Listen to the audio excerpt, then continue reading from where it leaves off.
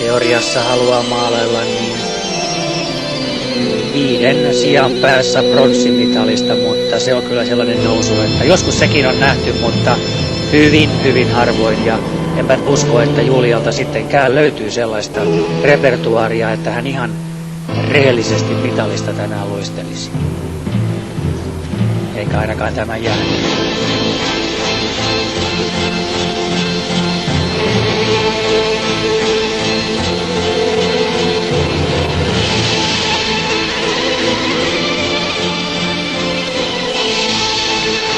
Nippa nappa hän selvittää tuon kolmoisflipin, ja johtuen siitä, että tuossa tuo ilmalentoasento on aika avoin, jalat ovat hieman auki ilmassaoloasennossa. Tässä rifissä se ei nyt tahtia kovasti haitannut, mutta varmasti flipin ja lutsin kohdalla tulee jo ongelmia näin avonaisesta pyörimisasennosta. No nyt se nähdään. Ei sentään, tulppi tulee tässä ja se menee yhdistelmänäkin tyylikkäästi.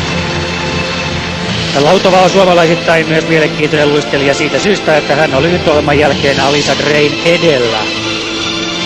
8. 2 pykälää Alisaa edellä, ja muun muassa Alisan pitäisi tänään voittaa, jos ja kun haluaa viimevuotista sijoitustaan parantaa.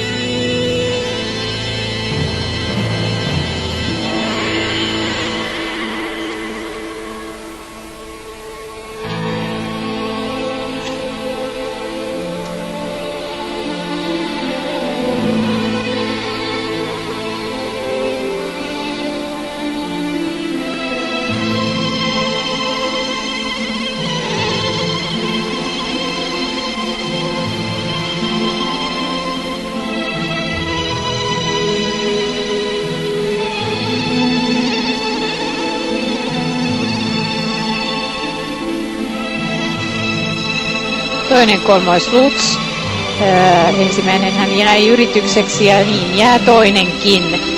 Valitettava epäonni hänelle.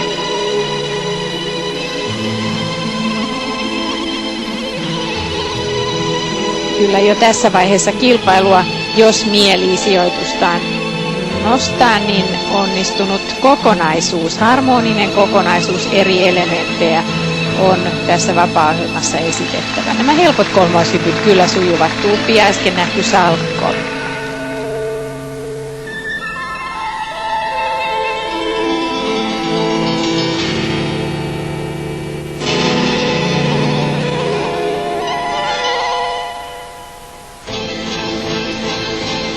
Phantom of the Opera on Ice, eli operan kummitus jäällä on tässä musiikki.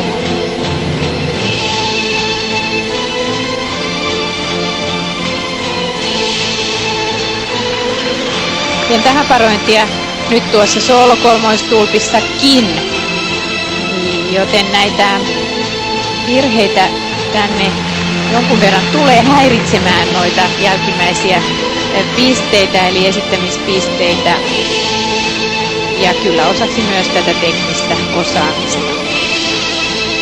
Mutta tämä ilmaisu ei kärsi hänen virheistään, päinvastoin hyvin vahvasti. Hän etenee aina ohjelman loppua kohti eikä tingi siinä.